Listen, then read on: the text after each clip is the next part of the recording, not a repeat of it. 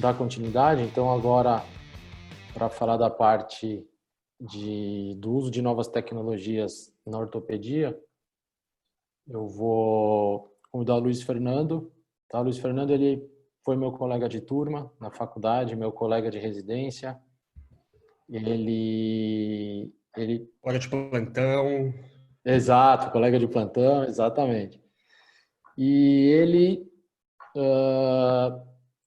acabou já há um tempo tomando esse caminho da parte mais tecnológica na medicina. Ele é fundador, sócio e o CEO da Efesto, que faz um trabalho fantástico. Não sei, ele vai falar um pouco disso também, mas inclusive não só na área ortopédica, já extrapolou aí para toda a área médica e, sobretudo nessa época que a gente está vivendo do Covid, eles estão fazendo um trabalho fantástico em relação a isso. Beleza? Então, Luiz, obrigado por aceitar o convite, né, para vir aqui conversar com a gente e passar um pouco da sua experiência. Valeu, Mandy. Então, vou falar um pouquinho aí de novas tecnologias de ortopedia e, quem sabe, até pincelar um pouquinho de empreendedorismo e inovação na saúde, que é o que eu tenho me dedicado a estudar nos últimos 3 anos. Vamos lá. Compartilhar minha tela.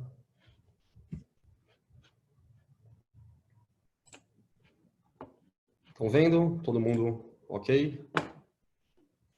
Então vamos lá. Senhor, estamos vendo, manda bala. Então, meu nome é Luiz Fernando Micaelis, eu sou da 38ª turma da faculdade, meu apelido é Moita, para quem me conhece, alguns aqui já tiveram contato comigo. Eu sempre começo me apresentando para vocês, né, eu acho que é interessante vocês saberem quem é a pessoa que está dando aula, então me formei como Angiopan, fui DM do handball, fui tesoureiro da Atlética e da Liga, né? Fiz um ano de exército, eu fiz ortopedia, fiz oncologia ortopédica 1 ano, para quem não sabe, a oncologia ortopédica são 2 anos. Fiz no HC, me desliguei no final do primeiro ano para começar a me dedicar ao empreendedorismo e inovação. Fundei a Efesto em 2017. Eu fiz o curso de Stanford Biodesign no Hospital Israelita Albert Einstein em 2018 e acabei de me graduar para o programa de empreendedorismo e inovação do Einstein. Então, esse é o trajeto que eu tomei. Eu acho interessante conversar disso um pouquinho com vocês, porque muitas vezes é uma visão que o estudante de medicina não tem, e eu falo um pouquinho sobre isso no final da apresentação novamente. O que eu fiz, né, até agora? Eu fundei a Efesto, que é uma empresa que nasceu para desenvolvimento de novas tecnologias em medicina. Obviamente que a gente começa se dedicando à área que a gente tem mais conhecimento, que é a ortopedia. E como o Mandiopan falou, a Efespo está participando do Breath for Life Project, que é um projeto que está desenvolvendo um ventilador pulmonar já, né? Então a gente, ele falou de extrapolar a área da ortopedia, realmente a Efespo nasceu para desenvolvimento de tecnologia em geral. Faço parte também do Pedra Madeira, que é uma empresa de educação em ortopedia, que vocês podem ter contato pelo Instagram, eu falo no final para vocês. Fui mentor do HackMed, que foi uma conferência, um hackathon que o pessoal do HC, do Hospital das Clínicas, desenvolveu. E agora eu estou voltando para a faculdade, felizmente, sempre quis achar um jeito de voltar para a faculdade, agora eu estou conseguindo voltar para a faculdade tanto porque a ortopedia criou um grupo de tecnologia da informação, que eu acho interessante, quem tiver essa vontade, quem for da Liga e tiver essa vontade de trabalhar com tecnologia, agora também tem essa possibilidade de desenvolver trabalhos científicos em tecnologia em ortopedia. Vocês vão ver que eu apresento alguns aqui, para vocês verem que tem área extensa aqui. E eu sou um dos fundadores da Leste, que o colega de vocês aqui, o Hipster, o Guilherme, teve a ideia comigo no Akidoc do beisebol do ano passado, e a gente acabou fundando a liga, que só não teve o curso introdutório por causa do Covid. Mas eu convido a todos aí também que tiverem interesses, logo que as atividades retornarem, o Hipster passa as informações para vocês. O conceito de ortopedia 4.0 sai da saúde 4.0, né? E, na verdade, é um conceito criado por nós, da Efesto, no Brasil. Não tem, a gente registrou o domínio e a realidade do mundo atual. Então, a tendência do mundo atual, inclusive no ambiente da saúde, é evoluir para uma medicina personalizada e de precisão, que a gente chama. E, na verdade, nada mais é do que utilizar ferramentas disponíveis da tecnologia e fazer com que elas funcionem em prol da medicina. Então, coleta de dados, Big Data, Data Analytics, simulações, impressão 3D, realidade virtual, IoT, Internet of Things, né? Internet das coisas, e inteligência artificial, entre outras, tá? E eu vou falar de algumas delas que são mais relevantes para vocês. Eu divido a tecnologia na ortopedia basicamente em hardware e software. A gente precisa de coisas físicas para trabalhar, mas a gente precisa também de simulações e visualizações. Então, basicamente, são programas de computador que desenvolvem produtos para a vida real. Exemplos de hardware: órteses, próteses, materiais de síntese, que a gente fala que são as placas, parafusos, etc. Os robôs eu considero como híbrido, porque todos eles dependem de um software para funcionamento. E os materiais de apoio, perfuradores, afastadores. Então, muitas vezes, a gente mesmo como ortopedista, na hora que vai fazer um raciocínio em cima do que é tecnologia, não consegue ter uma visão ampla do que a gente está utilizando. Mas eu tive que também, por causa dos meus trabalhos, estudar um pouquinho de evolução do gesso. Então, a gente muitas vezes não pensa no tanto de evolução tecnológica que a gente já sofreu. Dando uns exemplos aqui, alguns tipos de órteses mais modernas. Então, uma órtese, essa primeira realizada também por simulação computacional. Essa última é de uma empresa espanhola chamada Excellit, que faz através de um software, um escaneamento do braço e uma órtese por impressão 3D. Eu vou falar um pouquinho da impressão 3D, mas não é voltada à órtese, isso é um tema que eu estudo bastante. Quem quiser discutir alguma hora, eu fico aberto. E essa do meio já é uma órtese fabricada, mas que demanda muita tecnologia para sua fabricação, fibra de carbono. É uma órtese de uma empresa chamada DonJoy, uma empresa americana que é a maior fabricante de órteses do mundo. Prestigiando um pouco meus amigos aqui do ombro e do quadril, para quem não sabe, o André também faz quadril aqui, ó, a primeira prótese de ombro, em 1890, que eu nem acho que o Manjopan sabia que já tinham tentado fazer atrocidades em 1900 e bolinha. E uma das primeiras próteses de quadril também, 1938. E aí a evolução tecnológica permite que a gente chegue nesse tipo de implante, né? Então, implante de titânio com uma interface óssea muito melhor do que aquelas antigas, e o estudo nos levou a isso, né? Quanto aos materiais de síntese, a gente tem alguns detalhes aí. Então, as primeiras hastes feitas, né, na Primeira e Segunda Guerra Mundiais, da haste de Kunther e a haste de Ender, e as evoluções dela para a Gamma Nail, que é uma haste de fêmur, que o nosso querido amigo André deve usar bastante lá na Alvorada, e o nosso amigo Henrique, também prestigiando ele, também uma haste de húmero, de bloqueio multidirecional. Implantes que são muito mais modernos aí. Robôs eu deixei para o final, vou falar um pouquinho de robô. Perfuradores, afastadores, etc. são material de apoio em constante evolução. Muitas vezes a gente não dá a devida importância a eles e talvez devesse até dar um pouquinho mais de importância. Em relação a software, a gente tem softwares de imagem, softwares de templateagem, de template de planejamento cirúrgico. CAD, para quem não sabe, é um termo que a gente importa, como na verdade, muitas vezes a gente não leva em conta que a maioria dos termos que a gente usa são derivados da engenharia, né? Então, engenharia de materiais, fratura, deformidade, plástica, elástica, são tudo termos de ciência dos materiais. A gente que importou quando desenvolvemos a ciência de materiais na ortopedia, né? E CAD, para quem não sabe, é Computed Assisted Design. Então, são objetos feitos por design computacional e simulados para a gente trazer eles para a vida real. E o CAOS, para quem não sabe, é um termo amplamente utilizado já, que é Computer Assisted Orthopedic Surgery. Então, a robótica depende diretamente do CAOS. E E a gente usa, né, esse Computer Assisted Orthopedic Surgery, tem cirurgiões que usaram e não sabiam que o termo era usado para isso. E a cirurgia navegada é um desses tipos de cirurgia que entra nesse Computer Assisted Orthopedic Surgery. Eu acho que a grande vantagem dessa aula aqui é que muitas coisas nem os ortopedistas, no geral, sabem, né? Vocês estão vendo pela primeira vez, como se eu desse uma aula dessa num congresso, muitos ortopedistas formados estariam vendo também pela primeira vez. Falando um pouco mais, entrando um pouco mais de foco em tecnologias mais faladas e promissoras aí que a gente vê, a impressão 3D, a realidade virtual aumentada ou mista, né? Que a realidade virtual é um ambiente virtual, você está olhando para uma tela, a realidade aumentada te traz para o ambiente real algo a mais, e a realidade mista mistura ambas as coisas, ou até mesmo uma terceira hipótese, que é colocar uma impressão 3D mais uma realidade aumentada, por exemplo, e você consegue ter sensação tátil do que você está fazendo. A Computer Assisted Orthopedic Surgery mais a robótica, né? E a inteligência artificial e machine learning, que andam de mãos dadas.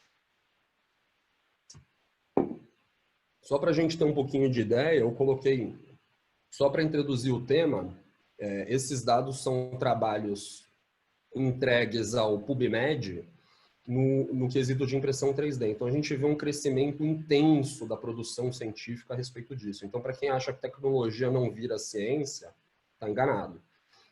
E aí a gente vê muitos trabalhos, e aí o trabalho de baixo que a gente consegue observar é um trabalho chinês, e a gente vê que muitas vezes na tecnologia a gente vai ver os chineses criando uma ampla produção científica, isso porque eles têm muito pouca demanda regulatória. Então, como aqui a gente tem a Anvisa, e muitas vezes impedem de fazermos trabalhos mais amplos e levarmos produtos para o mercado, lá na China eles não têm essa dificuldade, eles têm muita facilidade de desenvolvimento e uso de tecnologia na medicina.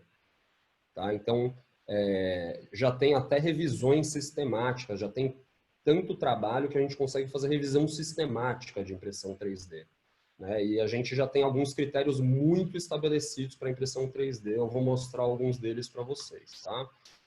Então, para quem acha que a impressão 3D é uma tecnologia nova, não é, ela surgiu nos anos 80, tem evoluído bastante. Tá? Acho que os maiores avanços atuais foram o desenvolvimento das próteses impressas, né? E das impressões de implantes metálicos, que tem se desenvolvido cada vez mais atualmente. E uma coisa que eu não citei aqui, mas que tem capacidade da gente falar, são as bioimpressões, né? As impressões de tecido vivo.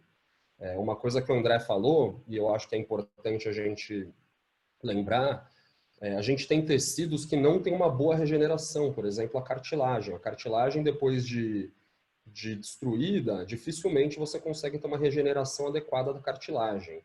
E é uma das estruturas que a gente pode começar a trabalhar com a bioimpressão, que vai usar tecidos, um agar, um gel de cultura e desenvolver células, né, numa mesa de impressão em 3 dimensões. É uma tecnologia bem interessante. Tudo que vocês vão ver aqui tem estudos e tem gente que eu conheço que faz no Brasil, tá? E não está longe da nossa realidade, como muitos podem achar. Como a impressão 3D funciona? Geralmente você precisa de uma imagem tridimensional, esse caso da direita é um caso meu, tá? Para a gente fazer análise e redução de fraturas. E a gente consegue personalizar, prever o implante que vai utilizar, fazer template cirúrgico, né? Tentar estipular qual material, qual o tamanho dos materiais que a gente vai utilizar. E ela parte de um princípio de obtenção de imagem, que pode ser por esse scanner tridimensional, que essa moça tem na mão, aqui nessa foto, escaneando a perna de um paciente, ou de um exame de imagem prévio, como é o caso de uma tomografia, que é esse caso da direita. Tá? E a gente vai trabalhar essa imagem, fazer um processo que a gente chama de segmentação, que a gente vai separar o que é relevante do que não é relevante, separar os fragmentos da fratura para reduzir, e depois a gente consegue manipular essa imagem e imprimir algo que seja útil, como guias cirúrgicos, que é o que eu vou mostrar mais à frente. Então, isso é a base, tá? Esse livro aqui de baixo que eu coloquei como literatura, é um livro, o primeiro livro do mundo em impressão 3D em ortopedia. É um livro americano que teve colaboração de um colega brasileiro e eu coloquei um caso desse colega. Mais à frente vocês vão poder ver um caso de cirurgia dele aqui. E em ambiente real, tá? Então, na verdade, a impressão 3D, é o que eu falo, a tecnologia parece legal, mas tem muito estudo envolvido, né? Não é só divertido, tem muita coisa para a gente estudar. O que é uma impressão em SLS, SLM, qual é a tecnologia que melhor se adequa a cada situação, o que é um polyjet. Então, tem bastante coisa para estudar e tem livros para isso que eu tive que pegar e ler quando eu comecei a me focar nisso, né? E pós-processamento. Então, para quem acha que vai lá, imprimiu e acabou, também não é uma verdade. A gente tem um pós-processamento. Então, muitas vezes o material sai numa qualidade que não é boa, precisa lixar, passar por pós-processo químico, né? Coisa que eu acho que não cabe aqui a gente conversar, e um dia a gente pode fazer uma aula focada só em impressão 3D, porque desses assuntos que eu tenho aqui é o assunto com certeza mais amplo e que eu mais domino.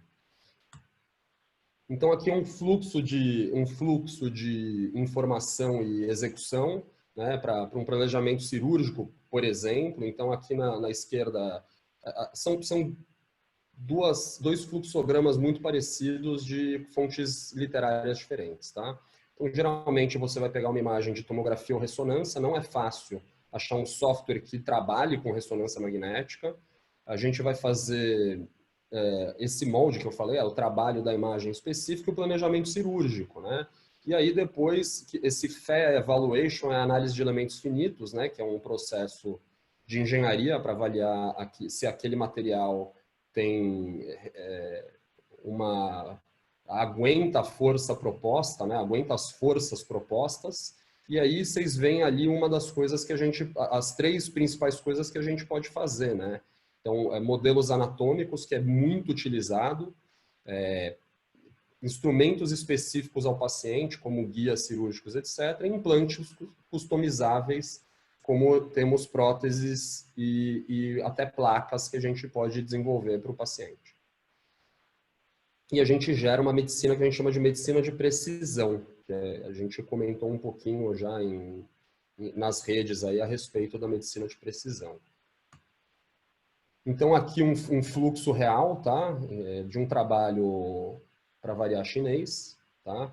E a gente vê as imagens de tomografia, o planejamento da cirurgia em volume, né? Tridimensional em CAD, e depois o modelo cirúrgico e os implantes impressos ali, né? Tanto o implante teorizado em plástico, quanto o implante real em metal. E aí, dois exemplos de elementos que a gente pode trabalhar. Então, placas e próteses customizadas. Esse caso, essa prótese não é uma prótese comum, tá? Então, por exemplo, a minha área de estudo da ortopedia lá atrás, que foi a oncologia ortopédica, tem ressecções da bacia, que são ressecções incomuns, que a gente não tem próteses prontas, né? E é uma área que aguarda bastante a produção em larga escala de materiais ortopédicos pacientes específicos, porque vai trazer bastante benefício aos pacientes. E esse caso da direita é um guia cirúrgico para uma fratura de rádio, tanto proximal quanto diafisário, né? Então, o guia cirúrgico que pode facilitar a cirurgia, inclusive esse trabalho, eu vou voltar um pouquinho, desculpem. Esse trabalho aqui que eu coloquei, o de baixo, ele fala exatamente isso, tá? Que esses guias cirúrgicos diminuem o tempo cirúrgico, justamente por você já ter planejado a cirurgia de antemão, né? Já ter o resultado que você... já saber qual é o resultado da cirurgia antes que você comece a executar ela. E aqui é um caso real, eu coloco crédito para o Dr. Bruno Gobato, que é o cirurgião em questão. Ele é cirurgião de ombro, ele é de uma cidadezinha lá do Paraná, que chama Santa Catarina, chama Jaraguá do Sul.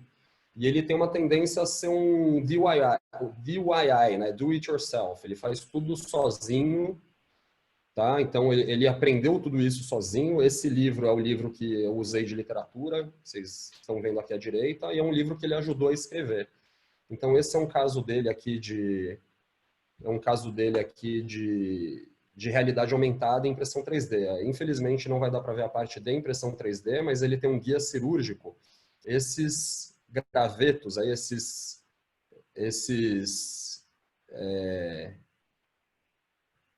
objetos aí, ele programa que são os sentidos do implante da prótese reversa do húmero. Tá? Então, o sentido que o pino guia vai ficar. Tá? E ele usa isso durante a cirurgia dele. Como qualquer tecnologia, ela tem críticas e é passível de melhora, tá? A realidade aumentada. A principal crítica que o Bruno faz a ela é que ele é um processo que não é agradável ao cirurgião. Então, o óculos, que para quem conhece, o que ele usa é o HoloLens da Microsoft, tá? Ele é um óculos que é extremamente desconfortável e pesado para usar durante a cirurgia. Ele falou que tem usado muito pouco devido a esse problema. Falando um pouquinho agora de robótica, tá? E cirurgia computadorizada, que é o que a gente chama frequentemente de cirurgia navegada, né?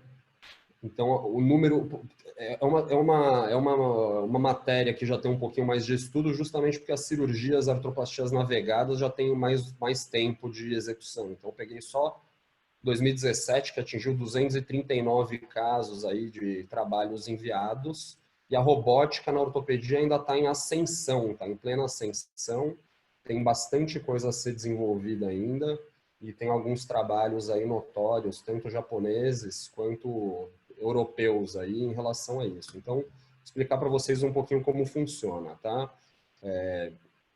Geralmente se usa a tomografia para fazer uma análise prévia da possibilidade. Só um detalhe, tá? Para quem também não sabe, isso já está em livro de ortopedia. E geralmente quando a gente usa literatura livro, isso quer dizer que já tem um tempo, tá? Geralmente a diferença do livro para o trabalho científico já tem uma diferença de 5 anos de estudo. Então, para isso estar no livro, isso já tem um certo tempo de análise, um tempo de evolução dentro da própria ortopedia. Então, a gente usa, né, a tomografia para guiar o computador, né, e na hora da cirurgia a gente acaba colocando pinos de Chans ou pinos guia e fala para o computador com um probe, uma canetinha, o que você está apontando. E aí o computador começa a fazer os cálculos do que ele está vendo e reconstrói a imagem no computador. Então, o que a gente consegue com isso?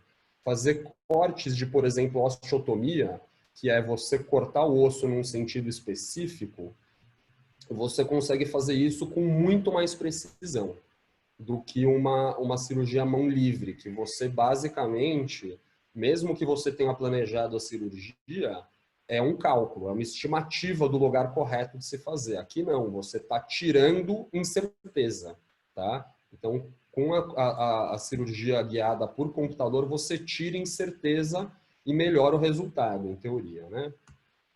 Aqui são os aparelhos que se usam, então aquilo que eu falei, os pinos de Chans, ou os guias, para você identificar o probe. Aqui no caso uma artroplastia, uma prótese de joelho, aqui à esquerda, e à direita são os braços robóticos que se usam na cirurgia robótica ortopédica.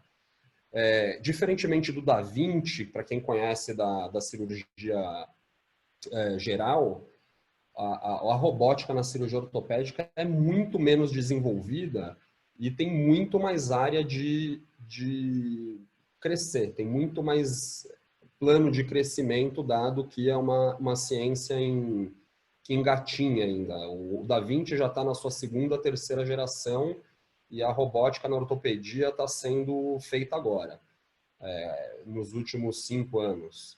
Eu deixo uma crítica aqui, que é a crítica que me levou a participar da evolução tecnológica na ortopedia. Você ter pessoas fora da área que produzem para a área acaba gerando algumas falhas de execução. O que eu quero dizer com isso? Muitas vezes os produtos chegam no mercado não porque eles são bons, mas porque eles foram feitos. Tá? Isso é uma crítica que eu falei, que eu talvez ia citar um pouquinho de empreendedorismo e inovação, mas a justificativa de colocar o produto no mercado nem sempre é porque ele é viável ou melhora o resultado. E muitas vezes porque ele foi desenvolvido, porque foi teorizado, alguém investiu e agora tem que vender. Tá? Isso é uma crítica que a gente tem que ter em mente como médico, porque a gente não só, no meu caso, pode produzir tecnologia, mas utilizar. E você tem que saber o que você está utilizando e por que você está utilizando e se aquilo realmente traz um benefício, não só para você, mas também para o paciente. Ou vice-versa, não só para o paciente, como para você como médico. Tá? Então, acho que é uma crítica que a gente tem que fazer ao uso da tecnologia, não utilizar indevidamente ou utilizar porque ela está disponível. E aqui, elas sendo utilizadas em ambiente real. Então, o que esse braço robótico faz? Ele limita, baseado no cálculo do computador, o direcionamento. Então, você, em vez de estar mão livre com o perfurador, o braço robótico ele trava o aparelho na posição que você tem que fazer aquele corte, de osteotomia, por exemplo. Então, assim, a cirurgia robótica tem sido utilizada talvez mais nas artroplastias, nas próteses, justamente porque são mais custosas, tem mais retorno financeiro. Mas quem sabe um dia a gente não vai chegar a ver isso na sala de trauma, tendo outras aplicações. Então, por isso que eu falo que isso ainda está engatinhando e a gente tem a oportunidade de participar disso no Brasil também. E eu vou falar um pouquinho para vocês no final sobre isso. Falando um pouquinho sobre inteligência artificial e machine learning, não tem muita coisa para mostrar, porque aí teria que mostrar softwares de análise, né? Isso para quem acha que é legal, é muito legal, mas é legal quando estiver pronto, né? E aí eu deixo minha crítica, porque a gente fala de inteligência artificial machine learning na ortopedia, mas na verdade não é na ortopedia, muito mais o radiologista que usa, e o termo ortopedia é utilizado para lesões musculoesqueléticas, tá? Então aqui alguns trabalhos justamente sobre isso, tanto que eu interroguei aplicações ortopédicas. Na verdade, a aplicação maior que está sendo utilizada a inteligência artificial machine learning hoje em dia são em análises estatísticas dentro da medicina e análises de imagem dentro da medicina. Então, melhora da capacidade de identificação de lesões ou análise inteligente de lesões, ou que você tenha dados preditivos, né? Então, um desses trabalhos fala em predição de resultados. Tem softwares hoje em dia de empresas que comparam o resultado planejado com o resultado obtido baseado em radiografias. Tá? Então, até onde a gente pode chegar com isso é uma discussão bastante interessante. E até onde isso não vai interferir no dia a dia do cirurgião, né? De ter um resultado diferente do resultado planejado e o paciente criticar, falar, mas o resultado que você obteve aqui não foi o resultado que você planejou. Né? Ou assim, pela predição da cirurgia que você fez, ou tem um risco de refratura, ou tem um risco de luxação, essa prótese não ficou bem posicionada. Então, isso é uma discussão muito interessante e que vai vir nos anos a seguir. E uma das coisas que eu falo a seguir é para a gente não ficar para trás no Brasil, o que a gente deve fazer. E aí eu falo um pouquinho sobre essas figuras da tecnologia, né? Então, essa frase, se algo é importante o suficiente, você faz mesmo que as chances não estejam a seu favor. Para quem não conhece esse moço, ele chama Elon Musk, ele é dono da Tesla, dono da SpaceX, tá? Então, eu estou lendo um pouquinho sobre a biografia dele e eu acho interessante, porque quando você vai estudar empreendedorismo, você acaba estudando esses empreendedores, né? E aí você vê alguns traços de mentalidade, que apesar dos meus amigos me criticarem em grupos de WhatsApp por falar mindset, né? Mas é o termo que se usa, é o mindset da inovação, tá? Então é você se dispor a fazer alguma coisa e ir lá e fazer melhor do que estão fazendo atualmente. Esse segundo caso, a disrupção verdadeira significa ameaçar sua linha de produção e seus investimentos anteriores. Produtos inovadores perturbam linhas de negócios correntes. E a outra frase também é dele. O dia anterior a algo ser um avanço a uma ideia maluca. Tá? Esse cara chama Peter Diamandis e provavelmente o empreendimento deles que vocês mais conhecem é a Singularity University. Então, ele é dono da Singularity University, junto com outro cara que chama Kurzweil. E o último cara aí da cadeira de rodas, eu acho que dispensa um pouquinho introduções, né? O Stephen Hawking, um físico inglês, falou no livro que, por acaso, eu cheguei a ler, que é O Universo numa Casca de Nós, falou: os computadores irão superar humanos com a inteligência artificial nos próximos 100 anos. Quando isso acontecer, devemos ter certeza que os computadores possuem objetivos alinhados aos nossos. Isso é um pouquinho do que fala o filme Eu, Robô, para quem assistiu, não sei mais qual que é o... quando foi gravado Eu, Robô. Mas quem já assistiu aí o Eu, Robô, ele fala um pouquinho sobre isso. Aqui um pouquinho da teoria de implementação da criação de novos produtos. Então, o Biodesign, esse curso que eu fiz, é um curso que tem alguns... A marca Biodesign é uma marca de Stanford, mas tem esse curso em diversos lugares. É um curso que pega o Design Thinking, que já é utilizado em outras áreas, e aplica ele para a medicina, tá? Então, ele divide em 3 partes. Um dia também, se tiver interesse, eu acho que é um tema mais para a gente discutir na Liga de Inovação na Leste, tá? Então, pode ser que a gente faça um paralelo aqui, como eu sou ortopedista, eu deixo aberto aqui a discussão, tá? Então, existe uma teoria para a criação de novos produtos que muitas vezes é esquecida nas grandes empresas e tem motivo para isso. Quando a gente estuda teoria de empreendedorismo, você vai ver que conforme a empresa cresce, ela se engessa. Então, por isso que as empresas hoje em dia compram startups, porque as startups têm uma maleabilidade maior de desenvolvimento, inovação e mudanças de direção, porque são empresas que têm menos funcionários, são empresas que não têm um panorama jurídico dificultado e etc. Tá? E aí eu deixo aqui aberta, a ficção leva à realidade. Tá? Então, o que podemos pensar? Eu trouxe aqui 4 casos de 4 filmes. Tá? O primeiro aqui à esquerda, para quem assistiu o 4º filme do Jurassic Park, se não me engano, o 3º ou 4º, eles fazem engenharia reversa com impressão 3D. Tá? Para aquele que ele faz o apito do Velociraptor. Eu não lembro qual filme que é, mas quem assistiu. O de baixo, se não me engano, é aquele filme do Chris Pratt, que ele fica preso numa nave, esqueci o nome desse filme também. Mas que é Câmara de Criogenia, que é algo que foi teorizado há muito tempo e ninguém consegue entender como fazer. Não que a gente não consiga diminuir a quantidade metabólica, né, o estresse metabólico com crioterapia, mas nunca chegamos a esse ponto da criogenia, para tecido vivo, claro. E esse caso de cima aqui é um filme chamado Tropas Estelares. Eles fazem um tratamento de uma maneira diferente, eles propõem uma bioimpressão diretamente no corpo da pessoa, que a gente chama de bioimpressão em vivo. Não existe hoje em dia, geralmente a bioimpressão é feita em máquina e transferida para o ser humano. Já existe bioimpressão em prática clínica para grandes queimados, tá? Isso já é uma realidade, para quem tiver curiosidade pode procurar. E o de baixo é também uma engenharia reversa baseada em genética, teorizada pelo filme O Quinto Elemento. Esse é antigo, hein, gente? E aí essa indagação que eu deixo, né? Podemos participar? E é uma coisa que eu falo assim, a gente não está atrás de ninguém em inovação, gente. Tá? A gente não está atrás de ninguém em tecnologia. A gente tem tudo isso disponível hoje em dia. A internet permite informação e que a informação chegue de maneira espalhada e ampla. Mas a gente precisa tomar alguns cuidados, tá?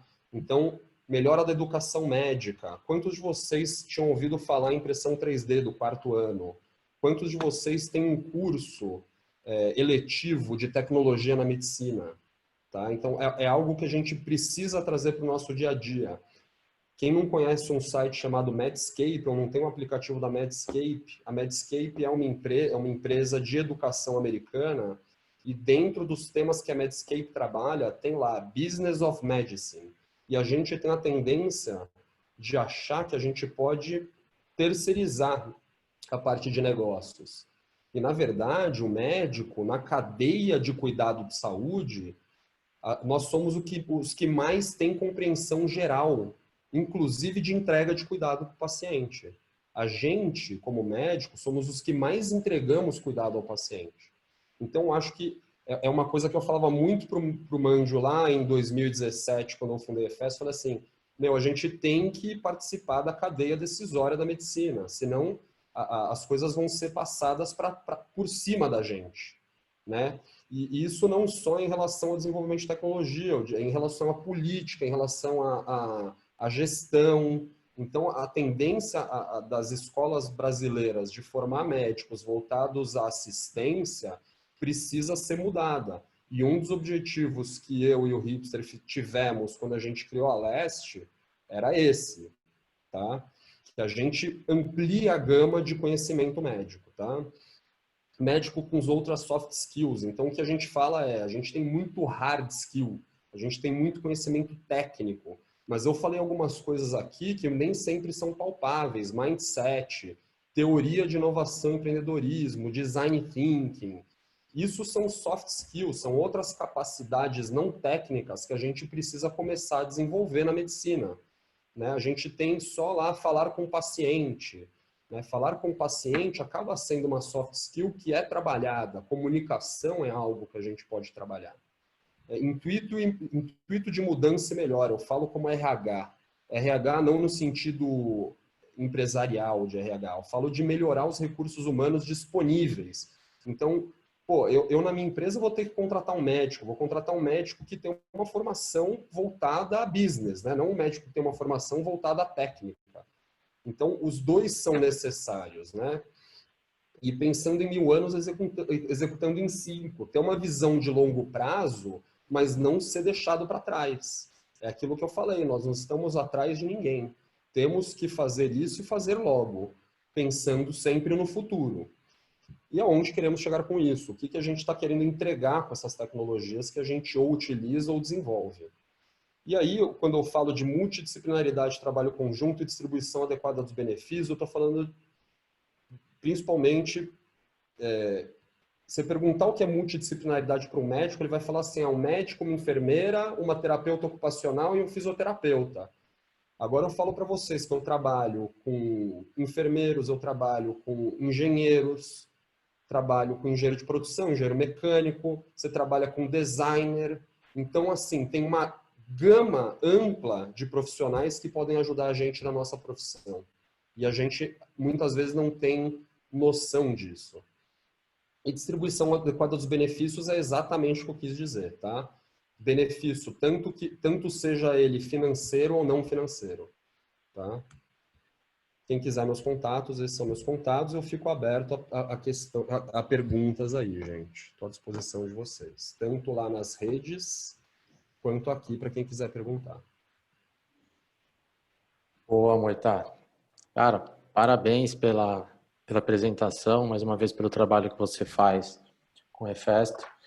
E você tocou num ponto muito importante, assim, que mesmo a gente sendo ortopedista, do quanto isso não é discutido por nós mesmos, assim, e que eu, por exemplo, eu sei disso, eu conheço um pouco disso pelas discussões que a gente tinha até quando a gente dava plantão, até quando você estava começando a pensar no Efesto, desenvolver, e até nos brainstorms que a gente fazia, você falava, cara, por que você faz isso? Mas por quê? Sabe? Não, porque tem um estudo, beleza, mas quem que fez? Por quê? Sabe? Esse ato de questionar e de você sempre buscar realmente, porque quem sabe mais assim do que precisa ser feito e o que pode ajudar a gente, não tem ninguém melhor do que o ortopedista para saber que ferramenta que a gente precisa, o que a gente precisa e o que vai ajudar a gente a tratar melhor o paciente que a gente está. Então, acho isso... Porque aquilo que você está utilizando é falho, né? Uma das coisas Exato. que eu falo da medicina de precisão é que, para quem nunca entrou numa artroplastia, ou quem nunca viu uma haste de uma cirurgia de haste de fêmur, vê todo aquele material que é levado, porque você não sabe o que você vai utilizar até a hora que você utiliza. Por que isso? por que esse desperdício de material, entendeu? Sim. Então, são coisas que a gente precisa se questionar, não só em relação ao uso intraoperatório, mas como planejamento também. E uma coisa que sempre chamou a sua atenção para você falar e tal, é essa assimetria no desenvolvimento de tecnologia que tinha, por exemplo, que a gente vê muito entre o tratamento conservador e o cirúrgico, né? Um dos grandes estímulos para você que eu sei, mas só para você falar um pouco disso. Poxa, a gente coloca uma prótese de cerâmica num fêmur e trata uma criança, uma fratura com gesso, sabe? Com Que é uma gesso, coisa que se exatamente. fazia. Então, cara, isso, claro que agora a gente vê tudo se desenvolvendo de uma maneira mais simétrica, vamos dizer assim. O gesso ainda criado, o gesso, e depois que eu peguei esse trabalho de estudo do gesso, depois eu fui descobrir que tem no Tadian isso, né? Que o gesso foi desenvolvido, né? O gesso como a gente conhece hoje foi desenvolvido por Matthijssen na Guerra da Crimeia, 1850. E lá vai 200 anos usando o mesmo tratamento, né? Então, assim, o estímulo financeiro é o que acaba levando a tecnologia à frente. Eu acho que a gente, como médico, a gente tem que ter a visão do paciente, né? O que é melhor para o paciente? Continuar usando gesso? E aí, quando me vem falar assim, ah, não, mas isso não é economicamente viável porque o gesso é barato. Aí eu falo, né? Então a gente vai continuar causando mal ao paciente porque é barato? Sim. Ou vai deixar de evoluir em um aspecto só pelo... Só porque é barato? Pois é, exatamente. Bom, alguém tem mais alguma pergunta? Não? Bom, acho que é isso. Gostaria de agradecer demais vocês. Muito obrigado, Pavan. Sensacional. Giga também. Muito obrigado. Obrigado a todos aí por participarem do curso. Nós ainda não temos a data definida para a prova, tá? E o conteúdo ele vai ser disponibilizado para vocês, as aulas em PDF, tá certo? A gente não vai disponibilizar a gravação das aulas para vocês, até de uma forma que a gente prestigie quem assistiu mesmo, tá certo? E conforme a gente for tendo essas informações, o Marcelo passa para vocês. Beleza? Gente, obrigado pelo convite, mano. Obrigado pelos outros palestrantes. Sempre um prazer ouvir uma aula de André Valente Lage e Giga de Medicina do Surf. Nunca tinha ouvido a aula do Giga de Medicina do Surf. Muito boa, Giga. Parabéns. Sensacional. É isso aí, galera. Valeu. Boa noite a todos aí. Parabéns aí pela dica. Obrigado aí pela presença. Professores, obrigado aí pelas aulas. Foram muito boas e uma boa noite para todos.